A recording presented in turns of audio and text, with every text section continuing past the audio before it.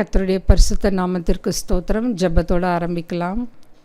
நேற்றும் இன்றும் என்றும் மாறாதவராய் இருக்கிற நல்ல தகப்பனே, ஏசப்பா, அந்த அருமையான வேலைக்காக கொடான கொடி ஸ்தோத்திரம். கர்த்தாவே, நாங்கள் பெண் மிஷனரிகளை பற்றி பார்த்து கொண்டிருக்கிறோம். ஆண்டவரே, கர்த்தர் தாமே ஏசப்பா பரிசுத்த ஆவியானவர் உதவியோடு அனைத்து காரியங்களையும்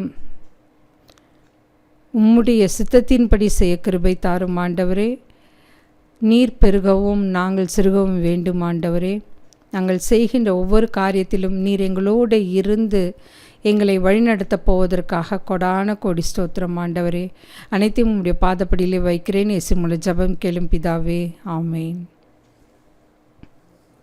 இன்றைக்கி நம்ம பார்க்க போகிறது எல்லா மேரி மெடோக். இவங்க பிறந்த வருடம் 1865 வருடம். ஊர் ஓஹியோ, நாடு யுனைடெட் ஸ்டேட்ஸ் ஆஃப் அமெரிக்கா. ஆனால் இவங்களுக்கு கர்த்தர் அழைக்கப்பட்ட பூமி எதுன்னு பார்த்திங்கன்னா இந்தியா. இவங்க பார்த்திங்கன்னா இந்த ஊழியக்காரர்கள் எல்லாமே தே ப்ரீச் அண்ட் தே ப்ராக்டிஸ். அவங்க என்ன ப்ரீச் பண்ணுறாங்களோ அதை தான் ப்ராக்டிஸும் செய்வாங்க. அவங்களுடைய சிந்தனை செயல் எல்லாமே கர்த்தரை சார்ந்து தான் இருக்கும், உலக பிரகாரமாகவே இருக்காது. அதை நம்ம கற்றுக்கொள்ள வேண்டும். இவங்க டிசைபிள்ஸ் ஆஃப் கிரைஸ்ட் என்ற அமைப்பின் சார்பாக இந்தியாவில் பணியாற்றிய முதல் தகுதி வாய்ந்த மிஷனரி செவிலியர்களில் ஒருவர். ஸோ இவங்க மிஷனரிகள் மட்டும் இல்லாமல் செவிலியராகவும் இருந்தாங்க. ஸோ செவிலியர்கள் பார்த்திங்கன்னா ரொம்ப டெடிக்கேட்டடாக செய்வாங்க. அவங்க தன்னுடைய குடும்பத்தை கூட பார்க்காம சுயநலமாக இல்லாமல் மற்றவர்களுடைய நலன் சார்ந்து அவங்களுடைய சேவை இருக்கும். அது ரொம்ப போற்றத்தக்க சேவை. இதை நம்ம கோவிட் டைமில் பார்த்துருக்கலாம். அதுக்கப்புறமா நம்ம வீட்டில் யாராவது அட்மிட் ஆகிருந்தாலோ அப்போல்லாம் நம்ம பார்த்துருப்போம். அவங்கள ஒரு சிலர் தவிர 95% ரொம்ப டெடிக்கேட்டடாக செய்வாங்க. எங்கள் அம்மாலாம் ரொம்ப பெட்ரிடனாக சிக்காக இருந்தப்பெல்லாம் நாங்கள் ஒருத்தர் கூட இருப்போம். கூட இருந்தாலும் அவங்களோட சர்வீஸும் ரொம்ப நல்லா செய்வாங்க. கூப்பிட்ட நேரத்துக்கெல்லாம் உடனே ஒரு பெல் வச்சுருப்பாங்க. கூப்பிட்ட அதை ப்ரெஸ் பண்ண உடனே வந்துடுவாங்க. நல்லா அவங்களோட சர்வீஸ் ரொம்ப போற்றத்தக்கதாக இருக்கும். ரொம்ப அவங்க ஒரு நிதானம் இருக்கும், செய்கிற வேலையில் ஒரு கான்சன்ட்ரேஷன் இருக்கும். ஸோ இவங்க ஊழியராகவும் இருந்திருக்காங்க, செவிலியராகவும் இருந்திருக்காங்க. அதுக்கப்புறமா அவர் ஒரு கிறிஸ்துவ குடும்பத்தில் பிறந்தவர். அந்த கிறிஸ்துவ குடும்பம் எப்படி இருந்ததுன்னா ஒரு முன்மாதிரியான கிறிஸ்துவ குடும்பமாக இருந்தது. அப்புறமா அவரது சகோதரி மேரி இவங்க 2 பேருமே, எல்லா மரியும் சகோதரி மேரியும் திருச்சபையில் அதிக ஈடுபாடுடைய உறுப்பினர்களாக இருந்து பல ஊழியங்களுக்கு தலைமை பொறுப்பெடுத்து செய்து வந்தார்கள். நம்ம கூட பார்த்திங்கன்னா திருச்சபையில் நம்ம நிறைய ஈடுபாடோடு செய்வோம். அப்போது நான் ஒரு சிலர் கவனிப்பேன், ஏதாவது ஒரு நெகட்டிவாக அவங்கள சொல்லிட்டாங்கன்னு வச்சுங்களேன், அப்போ என்ன பண்ணுறாங்கன்னா அந்த சபையை விட்டு போயிடுறாங்க. எனக்கு தெரிஞ்சு என்னோட உறவுலே எடுத்துக்கிட்டிங்கன்னு பார்த்துங்களேன், ரொம்ப அழகாக பாடுவாங்க அந்த பசங்க. 2 பேருமே சூப்பராக பாடுவாங்க. காம்படிஷன் வச்சாலும் அவங்க தான் வின் ஆவாங்க, பையனாக இருக்கட்டும் பொண்ணாக இருக்கட்டும். ஆனால் அவங்கள ட்ரீட் பண்ண விதம் அதுங்களுக்கு பிடிக்கல. உடனே என்ன பண்ணாங்க, வேறு சபைக்கு போயிட்டாங்க. அதே மாதிரி இன்னொருத்தர் கூட தெரியும், அவங்களும் அப்படி தான். அப்போ நான் சொல்லுவேன், நம்மளோட தாய் திருச்சபை ஒரு டினாமினேஷனில் நம்ம இருக்கிறோம். அங்கே நம்மளுக்கு சில கருத்துக்களோ சில விஷயங்களோ உடன்பாடு இல்லைன்னு வச்சுங்களேன், உடனே அந்த இடத்த விட்டுட்டு இன்னொரு இடத்துக்கு போயிடுறது என்னை பொறுத்த வரைக்கும் அதை நான் விரும்ப மாட்டேன். அங்கே இருந்து நம்ம நம்மளுடைய கருத்துக்களை எடுத்து சொல்ல தயங்கக்கூடாது. அதுக்காக ஆர்கியூ பண்ணணும் அப்படின்னு அவசியம் கிடையாது. ஆனால் நம்ம சொல்ல வந்த கருத்துக்களை நம்ம தெளிவாக எடுத்து சொல்லிடணும். அதுக்கப்புறம் பார்த்திங்கனாக்கா அவர் குடும்பத்தின் மூத்த பிள்ளையாக காணப்பட்டார். அதனால் அவருடைய பொறுப்பு கூட பார்த்திங்கன்னா குடும்பத்தை கவனித்து கொள்ள வேண்டிய ஒரு நிர்பந்தம். அதுக்கப்புறமா இதுதான் பார்த்திங்கன்னா நிறைய வீட்டில் பார்த்திங்கன்னா முதல் பிள்ளைகள் மேலே தான் எல்லா பாரத்தையும் சுமப்பாங்க. அதே கடைசியில் இருக்கிறவங்க கொஞ்சம் ஃப்ரீயாக இருப்பாங்க. ஆனால் ஒரு சில குடும்பத்தில் கடைசி பிள்ளைகள் தான் பாரத்தை சுமப்பாங்க. ஸோ இது குடும்பத்துக்கு குடும்பம் வேறுபடுகிறது. அது அவங்க பெற்றோர்கள் மீது வைத்துள்ள அந்த பாசத்தை பொறுத்தும் இருக்குது. ஒரு சில வீட்டிலலாம் பெரியவங்க கண்டுக்கவே மாட்டாங்க. கொஞ்சம் செல்ஃபிஷாகவே அவங்க குடும்பம், அவங்களோட வருமானம், அவங்களோட வளர்ச்சி அதை பார்த்துட்டு போயிடுவாங்க. ஒரு சிலர் தான் ரொம்ப கன்சர்னாக இருப்பாங்க. அவர் தனது உயர்நிலை பள்ளி படிப்பை முடித்த பிறகு அவர் என்ன பண்ணார்னாக்கா, அவர் சேவை மனப்பான்மை இருந்ததுனால செவிலிய படிப்பை தொடர்ந்தார். அதுக்கப்புறமா ஒஹோயோவில் பதிவு பெற்ற செவிலியராக அவங்க பணியாற்றினார்கள். இதுக்கிடையில் ஒரு சம்பவம், இப்போ எனக்கு தெரிஞ்ச ஒரு குடும்பத்தில் ஒரு இழப்பு ஏற்பட்டது. அப்போ அவங்களுக்காக செய்ய வேண்டிய காரியங்கள் நிறையா இருந்தது. அப்போது அந்த காரியங்களை பெரியவங்க யாருமே கண்டு கொள்ளவே இல்லை. அப்படின்னா இன்கேஸ் அதை செஞ்சால் அதில் ஏதாவது அவங்களுக்கு லாபம் இருக்கா, இல்லை ஏதாவது வருமானம் இருக்கா, அப்படி தான் பார்த்தாங்களே ஒழிய, இல்லை நம்ம எதையும் பொருட்படுத்தாமல் குடும்பத்துக்காக இந்த காரியத்தை நம்ம செய்கிறோம் அப்படின்னு நினைக்கிறவங்க குறைவாக தான் இருக்காங்க. வேதத்தில் சொல்லியிருக்கு, நம்ம எதை செய்தாலும் கர்த்தருடைய நாமத்தை மகிமைப்படுத்த அந்த ஒரு காரணத்துக்காக தான் நம்ம செய்யணும், மனுஷரை பார்க்காதீங்கன்றிருக்கு. ஆனால் நம்ம நிறைய நேரங்களில் நான் சோர்ந்து போவதுண்டு. ஏன்னா ஒரு சில காரியங்கள்லாம் தடைப்பட்டு கொண்டே வரும். அப்போல்லாம் நான் யோசிப்பேன், ஏசப்பா இந்த காரியங்கள்லாம் தடைப்பட்டு கொண்டே வருதே, நிறைய பேர் ஏமாற்றுவாங்க. நான் ஒரு மெசேஜ் கேட்டேன் போன வாரம். அந்த மெசேஜில் ஒரு புகழ்பெற்ற ஒரு ஊழியக்காரர் தான் பேசி கொண்டிருந்தார். அவர் சொன்னார், இப்போ எல்லாரும் கடன் வாங்குறீங்க, அப்போ கடன் வாங்குறப்போ எத்தனை பேர் திருப்பி தருவீங்க அப்படின்னு கேட்டார். அப்போது திருப்பி தரலன்னு வச்சுங்களேன், அது கூட துன்மார்க்கம் அப்படின்னு சொன்னார். அப்போ தான் நான் அதை கூர்ந்து கவனித்தேன். இப்போ கடன் கொடுக்குறவங்க திரும்பி நீங்கள் தருவீங்கன்ற நம்பிக்கையில் தான் உங்களுக்கு கடன் கொடுக்குறாங்க. ஆனால் அந்த இடத்துல நம்ம ஏமாத்துறோன்னு வச்சுங்களேன், அவங்களுக்கு தர வேண்டிய காசை கொடுக்காம நிறைய பேர் இழுத்தடிப்பாங்க, காலத்தை தள்ளுவாங்க, அதுக்கப்புறமா பொய்யான தகவலை தருவாங்க. அப்படியெல்லாம் இழுத்தடிக்கிறப்போ அது கர்த்தருக்கு பிடிக்காத ஒரு செயல். அப்போ என்ன பண்ணணும், வாங்கிய கடனை திருப்பி கொடுத்துடணும். அதுவும் ஒரு துன்மார்க்கனுடைய செயல் அப்படின்னு சொன்னார். அப்போ தான் நான் ரொம்ப யோசித்தேன், அப்போது எவ்வளோ பேர் நம்மகிட்ட கடன் வாங்குகிறாங்க, ஆனால் அதில் ஒரு சிலர் தான் திருப்பி தர்றாங்க, ஒரு சிலர் காலம் தாழ்த்தி கொண்டே போகிறாங்க. அப்போ கடவுள் எப்படியாவது அவங்களுக்கு ஏதாவது ஒரு சந்தர்ப்பத்தில் உணர்த்துவார். நான் 2013-14 ஒரு இடத்துல வேலை செய்து கொண்டிருந்தேன். அப்போது ஒரு மாணவனுக்கு நான் உதவி செஞ்சேன்.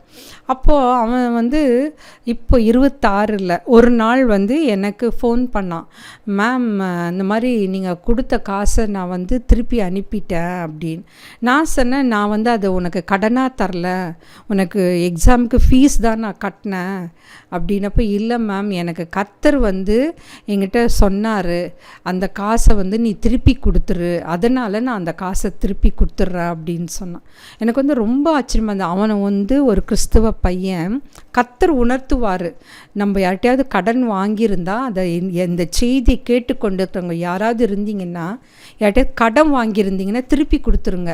ஏன்னா அவங்க எந்த மாதிரி நிலையிலையோ எந்த மாதிரி சூழ்நிலையோ தன்னை கூட பொருட்படுத்தாமல் நீங்கள் கேட்டீங்க, உங்கள் மனசு கஷ்டப்படக்கூடாது, உங்கள் தேவை பூர்த்தி செய்யப்பட வேண்டும் அப்படின்ற ஒரு நிலையில் உங்களுக்கு ஹெல்ப் பண்ணியிருப்பாங்க. ஆனால் நம்ம அதை திருப்பி தராமல் ஏமாத்துறது ரொம்ப ரொம்ப ரொம்ப கேவலமான செயல். கர்த்தர் அதை அங்கீகரிக்கவே மாட்டார். அதுவும் ஒரு துன்மார்க்கனுடைய செயல். அதுக்கப்புறம் பார்த்திங்கனாக்கா, இவங்க அநேக ஆண்டு பார்த்திங்கன்னா செவிலிய தொழில் ரீதியான வேலைக்கு சென்றார். அதுக்கப்புறமா சிகாகோவில் இருக்கிற மூடி பைபிள் இன்ஸ்டியூட் அதனுடைய அந்த இன்ஸ்டியூட்டில் சேர்ந்தார். அதுக்கப்புறமா நடைமுறை மிஷினரி ஊழியங்களையும் அவர் செய்து வந்தார். அதுக்கப்புறம் எல்லா வெளிநாடுகளுக்கு மிஷினரியாக செல்ல அவர் விண்ணப்பித்தார். இந்தியாவுக்கு குறிப்பாக பெண்கள் மத்தியில் ஊழியம் செய்து மிஷினரி பணிகளை மேற்கொள்ள அனுப்பப்பட்டார். அப்போ இங்கே பாருங்கள், அவரோட தரிசன பூமி வந்து இந்தியா தான். அவருக்கு வந்து அந்த சேவை மனப்பான்மை இருந்தது. வெளிநாடுகளுக்கு மிஷினரியாக செல்ல வேண்டும் என்று ஆசைப்பட்டார். அதனால் அவர் வந்து எங்கே அனுப்பப்பட்டார்? இந்தியாவிற்கு அனுப்பப்பட்டார். அதுக்கப்புறமா வந்து 1898 மத்திய பிரதேசத்தில் உள்ள பினா என்ற ஊரை வந்து வந்தடைந்தார். அங்கு உள்ளூர் மொழியை கற்றுக்கொள்ள அவர் தொடங்கினார். எப்போவுமே நம்ம ஒரு இடத்துக்கு போனால் ஊழியம் செய்கின்றவர்களாக இருந்தாக்கா, அது மிஷினரியாக இருந்தாலும் சரி, இல்லை வேறு யாராக ஒரு இவாஞ்சலிஸ்டாக இருந்தாலும் சரி, போதகராக இருந்தாலும் சரி, இல்லை ஒரு நல்ல ஒரு நற்செய்தி அறிவிக்கிறவர்களாக இருந்தாலும் சரி, ஒரு இடத்துக்கு செல்லும்பொழுது அவர்கள் மொழியை முதல்ல கற்றுக்கொள்ள வேண்டும். அதை தான் இவரும் செஞ்சார். அதுக்கப்புறமா வந்து அவர் உள்ளூர் மொழி கற்றுக்கொண்ட பிறகு சிறிது காலம் அந்த பினா என்ற ஊரில் செலவிட்டார். அதுக்கப்புறமா பிலாஸ்பூரில் ஒரு செவிலியராக அவர் பணியாற்றினார். பின்னர் அவர் ஒடிசா மாநிலத்தில் உள்ள இந்து புனித யாத்திரை நகரமான தியோகருக்கு குடிபெயர்ந்தார். அங்கு பெண்கள் மத்தியில் வந்து ஊக்கமாய் ஊழியம் செய்தார். அவர்கள் அனைவருக்கும் அவர் நற்செய்தி பரப்புவதோடு மட்டும் நிறுத்திக்கல, அங்குள்ள அனைவருக்கும் மருத்துவ சேவையை வழங்கி தொழுநோயாளிகளை பராமரித்தார். சிறுவர்களை கிறிஸ்துவுக்குள் வளர உதவினார். அவர் செஞ்ச 3 வேலை பாருங்கள். பெண்கள் மத்தியில் ஊழியம் செய்தார். அதுக்கப்புறமா மருத்துவ சேவையை அவர்களுக்கு வழங்கினார்கள். தொழுநோயாளிகளை பராமரித்தார். சிறுவர்களை கிறிஸ்துவுக்குள் வளர உதவினார். அவர் பாருங்களேன், நான்லாம் வந்து சின்ன வயசில் பார்த்திங்கன்னா நாங்கள் ஃப்ரெண்ட்ஸ் 3 பேர் இருப்போம். ஒருத்தி வந்து அதில் ஹிந்து, நான் கிறிஸ்டின்னு, அதுக்கப்புறமா இன்னொரு கேர்ள் வந்து வேறு மதத்தை சேர்ந்தவர்கள். அப்போது அந்த சிறு வயதிலே வந்து எங்களுக்குள்ள டிஸ்கஷன் வந்ததுன்னு வச்சுங்களேன். அப்போ பார்த்திங்கன்னா எங்கள் மதம்தான் சிறந்தது அப்படின்னு ஒவ்வொருத்தரும் ஆர்கியூ பண்ணுவோம். இன்னொரு புறஜாதியை ஏற்றுக்கொள்ளக்கூட நம்ம தயங்குறோம். புற மதத்தினரை ஏற்றுக்கொள்வதற்கு நம்ம தயங்குறோம். பேசுவோம், பழகும், எல்லாம் பண்ணுவோம்.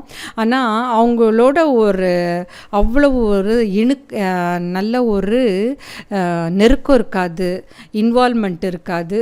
சும்மா பேருக்கு பழகுவோம். ஆனால் இவங்க பாருங்கள் யாருக்கு மத்தியில் இருந்தாங்கன்னு பாருங்களேன். யாத்ரீகர்களுடன் உரையாடுவதிலும் அவர்களுடன் நற்செய்தி பகிர்ந்து கொள்வதிலும் அதிக ஆர்வம் காட்டினார். யாத்ரீகர்கள் ஏன்னா அவங்க இந்து சமயத்தை சார்ந்தவராக இருந்தாலும் அவர்கள்கிட்ட என்னெல்லாம் அவங்களுடைய வழிபாட்டு முறைகள் இதெல்லாம் கூட நம்ம தெரிஞ்சு வச்சுருக்கணும். ஏன்னா அப்போ தான் நம்மளோட உண்மையான தெய்வமாகிய கர்த்தராகிய இயேசு கிறிஸ்து எவ்வளவு நல்லவர், எவ்வளவு வாக்கு மாறாதவர், நம்மளோட எப்படி பேசுகிறாரு, உறவாடுறாருன்னு எடுத்து சொல்ல முடியும். ஒரு மதத்தை பற்றி புறமதம் அது எதுவாக இருந்தாலும் தெரிந்து கொண்டாதான் நம்ம வந்து நம்மளால் ஈஸியாக வந்து டிஃப்ரென்ஷியேட் பண்ணி அதை சொல்ல முடியும். அப்போல்லாம் நான் என்ன யோசிப்பேன்னா, இன்னொரு மதத்தை பற்றி தெரிஞ்சுக்கிறதா, இன்னொரு மதத்தை பற்றி அந்த புத்தகத்தை படிக்கிறதா, இதெல்லாம் வந்து கெடுதி, இதெல்லாம் நல்லது கிடையாது, கர்த்தர் அருவருக்கிறார் அப்படிலாம் நான் நினச்ச காலங்கள் உண்டு. ஆனால் இப்போ வந்து நான் ஒரு ஊழியக்காரரிடம் பேசும்போது அவர் எங்களோட உறவின் முறை கூட அப்போ அந்த அங்கிள் சொன்னாங்க, இல்லைம்மா நான் வந்து திருக்குறளையும் படிப்பேன், அது வந்து நம்மளுக்கு ஒரு நல்ல ஒழுக்கத்தை கற்றுத்தருகின்ற ஒரு நூல். அதுக்கப்புறமா வந்து எல்லாத்தையுமே பகவத்கீதா, அதுக்கப்புறமா வந்து குரான் எல்லாமே படிச்சிருக்கிறேன். அப்போ தான் நான் வந்து தியாலஜி போய் எடுக்கிறப்போ நம்மளுடைய கர்த்தர் எவ்வளவு உயர்வானவர், எவ்வளவு வாக்கு மாறாதவர், எவ்வளவு கிருபையுள்ளவர். நம்ம கேட்கின்ற காரியங்களில் நல்லது எது கெட்டது எது என்று பகுத்தறிந்து நமக்காக செய்ய வல்லவராய் இருக்கிறார் அப்படின்னு என்னால் வேத வசனத்தின் படி எனக்கு எடுத்து சொல்ல முடியும். என்னால் தைரியமாக பிரசங்கிக்க முடியும். அப்போ தான் நான் புரிந்து கொண்டேன். அப்போ மற்ற நூல்களை படித்து அதில் எது தவறு எது சரி என்று அறிந்து கொண்டு நம் கர்த்தராகிய இயேசு கிறிஸ்து சொன்ன நற்செய்தியை சொல்லும் பொழுது அவர்களுக்கு எளிதில் புரியக்கூடிய வகையில் நம்மளால் சொல்ல முடியுன்றதை நான் அப்போ தான் புரிஞ்சுக்கிட்டேன். அதுக்கப்புறமா இவங்க எல்லாம் மாதிரி எப்படி இருந்தாங்கன்னா, உற்சாகம் நிறைந்தவராக காணப்பட்டார், மிகவும் கடின உழைப்பாளியாக இருந்தார். நிறைய பேர்கிட்ட நல்ல உழைப்பாகுங்க, ஆனால் உற்சாகம் இருக்காது. ஒரு சிலர் உற்சாகமாக இருப்பாங்க, ஆனால் உழைப்பு கம்மியாக இருக்கும். ஆனால் இவர்கள்கிட்ட ரெண்டுமே கலந்து காணப்பட்டது. தன்னுடைய பலத்தை மீறியே அவர் பணியாற்றினார். நம்ம நிறைய நேரங்களில் நம்ம என்ன பண்ணுறோம்னாக்கா சோர்ந்து போயிடுறோம். இப்போ வேலை அதிகமாக இருந்ததுன்னா, ஐயோ எனக்கு அதிகமாக வேலை தராங்க அப்படின்னு சொல்லுவோம். ஆனால் மிஷினரிகள் என்றைக்குமே அவங்க செய்கின்ற சேவையை குறைவாகவோ இல்லை அதிக பலுவாக இருக்கிறதோ என்று அவங்க என்றைக்குமே சொன்னதே கிடையாது. அவங்களுடைய பலத்தை மீறி தான் செயல்பட்டிருக்கிறார்கள். அதுக்கப்புறமா வானிலை சாதகமற்றதாக காணப்பட்டாலும், களைப்பாக இருந்தாலும், உடல் சோர்வாக இருந்தாலும், உடல்நிலை பாதிக்கப்பட்டாலும் அவங்க என்ன பண்ணுவாங்கன்னாக்கா ஊழியம் செய்து வந்தார்கள். ஆனால் அந்த நேரத்திலும் அவர்கள் மரணத்திற்கு ஏதுவான ஒரு கொடிய நோயினால் பாதிக்கப்பட்டு 1909 இயேசுவிடம் சென்றடைந்தார். எல்லாமேரி மடோக் தனது சகோதரியின் ஊழியத்தால் தான் அவங்க ஈர்க்கப்பட்டார்கள். அவங்களோட சகோதரியும் இவர்கள் செய்த அந்த ஊழியத்தை பார்த்து இந்தியாவிற்கு சில காலம் மிஷினரி பணிகளை செய்தார்கள். அதுக்கப்புறமா நம்ம இப்போ நம்மளை நாமளே ஒரு கொஸ்டின் கேட்டுக்கலாம். நம்ம செய்கின்ற இந்த ஊழியம் மற்றவர்களை ஊழியம் செய்ய ஊக்குவிக்கின்றதா? அப்படி ஊக்குவித்தால் எத்தனை பேரை நம்ம ஊக்குவித்திருக்கோம்? நாம் செய்கின்ற ஊழியமோ இல்லை நாம் செய்கின்ற காரியமோ மற்றவர்களை ஊக்குவிக்கின்றதா? நாமளே கேட்டு பார்த்துக்கலாம். அதுக்கப்புறமா நம்ம ஒரு சின்ன ஒரு ஜெபம் செய்யலாம். கர்த்தாவே, என் வாழ்க்கையை மற்றவர்களுக்கு ஆசீர்வாதமாகவும் உத்வேகமாகவும் மாற்றும் என்று நாம் ஜெபிக்க வேண்டும். ஏன்னா எல்லார்கிட்டையுமே குறை இருக்குது, எல்லாருமே பாவம் செய்கின்றவர்களாக இருக்கின்றோம். அப்போ கர்த்தரிடத்தில் நம்ம கேட்கணும், கர்த்தாவே என் வாழ்க்கையை மற்றவர்களுக்கு ஆசீர்வாதமாகவும் உத்வேகமாகவும் மாற்றும், ஆமேன் என்று நாம் ஜெபிக்க கற்றுக்கொள்ள வேண்டும். இதில் பார்த்திங்கனாக்கா நாம் செய்கின்ற அந்த ஊழியம் மற்றவர்களை உற்சாகப்படுத்தும்படி நாம் இருக்க வேண்டும். ஸோ இன்றைக்கி நம்ம பார்த்தது எல்லா மரி மடோக். இவங்க பிறந்த இடம் அமெரிக்க ஐக்கிய நாடாக இருந்தாலும் அவங்க கர்த்தரால் அழைக்கப்பட்ட இடம் இந்தியாவில் அவங்க மும்பைக்கு வந்தாங்க.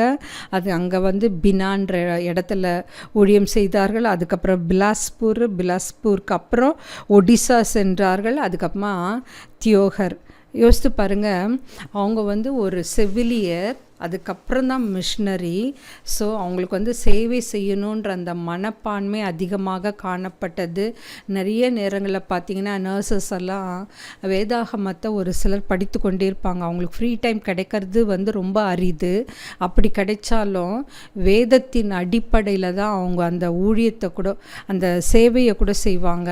அந்த பேஷண்ட்டை அட்டன் பண்ணுறப்போ ஒரு சிலர் நான் பார்த்துருக்கேன், சத்தியத்தையும் அப்படியே எடுத்து சொல்கிறத நான் கேட்டிருக்கேன், நேரடியாகவும் பார்த்துருக்குறேன். அதெல்லாம் ரொம்ப நம்ம வேலை மட்டும் செய்யலை, அதனோடு சுவிசேஷத்தையும் நம்ம எடுத்து சொல்கிறோம்.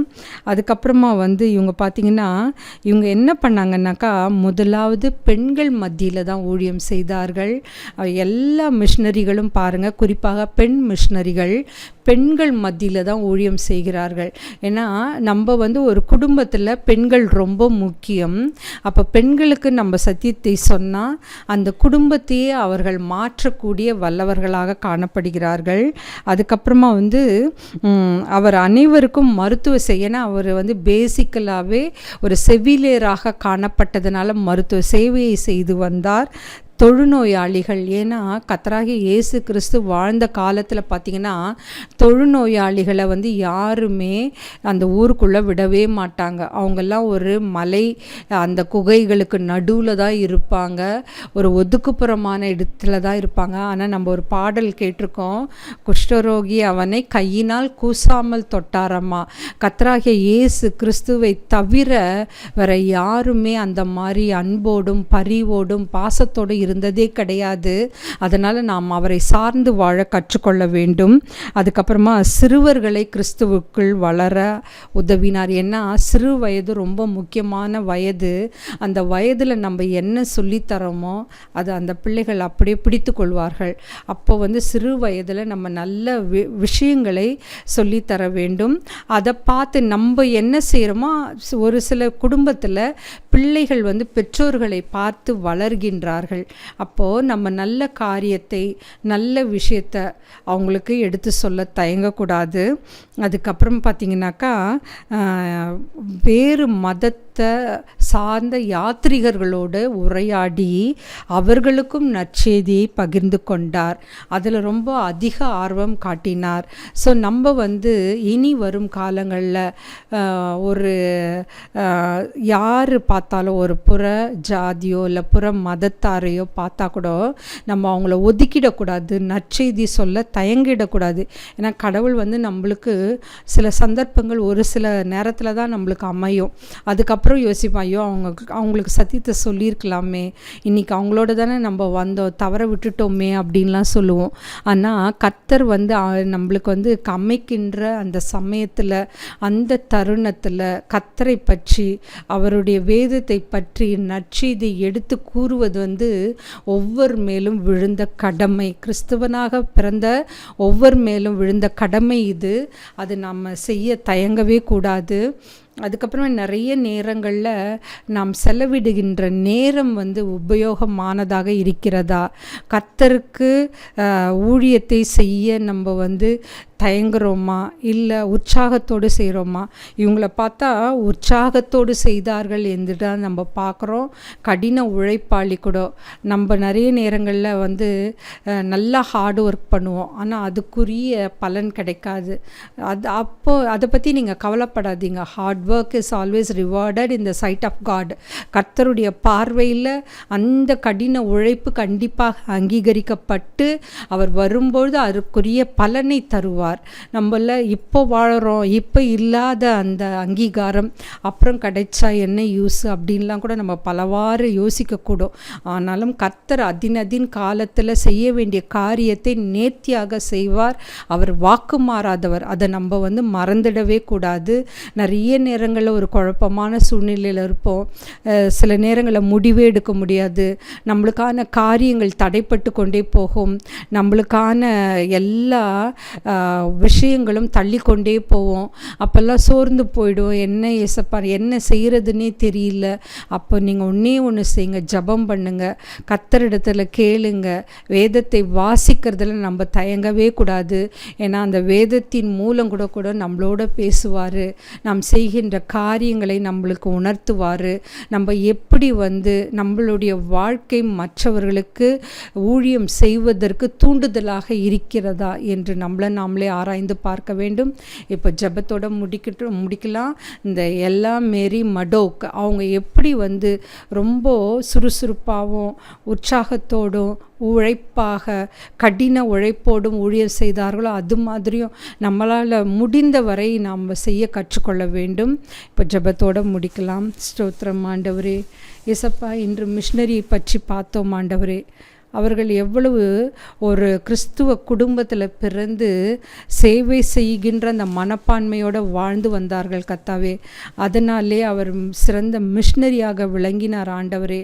அவர் இந்தியாவிற்கு அனுப்பப்படும்போது அதை சந்தோஷத்தோடு ஏற்றுக்கொண்டு இந்தியாவை தரிசன பூமியாக கர்த்தர் அனுப்பின போது அதை ஏற்றுக்கொண்டு கீழ்ப்படிந்தார்கள், தங்களை அர்ப்பணித்தார்கள். அவருடைய ஜெப வாழ்க்கை, வேத வாசிப்பு, அர்ப்பணிப்பு, இதில் எல்லாவற்றிலும் உம்முடைய சித்தத்திற்கா படி வாழ்ந்தார்கள் கர்த்தாவே. அந்த ஒரு மன சிந்தனையும் மனப்பான்மையும் எங்களுக்கு தாரும் கர்த்தாவே.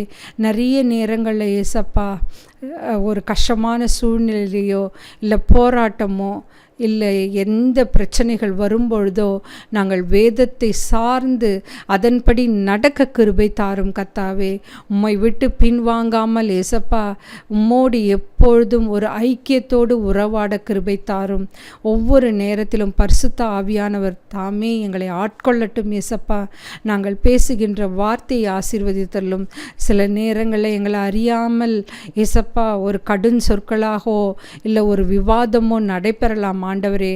அந்த நேரத்திலும் எங்கள் நாவை நாங்கள் காத்து கொள்ள வேண்டும் ஆண்டவரே. நாங்கள் சோர்ந்து போகக்கூடாது கர்த்தாவே. எந்த தீய சிந்தனைக்கும் இடங்கொடாத வண்ணம் நீர் எங்களை வழிநடத்தி வருவதற்காக கொடான கோடி ஸ்தோத்திரம் ஆண்டவரே. அனைத்தையும் உம்முடைய பாதப்படியில் வைக்கிறேன். இயேசுவின் மூலம் ஜெபம் கேளும் பிதாவே, ஆமென்.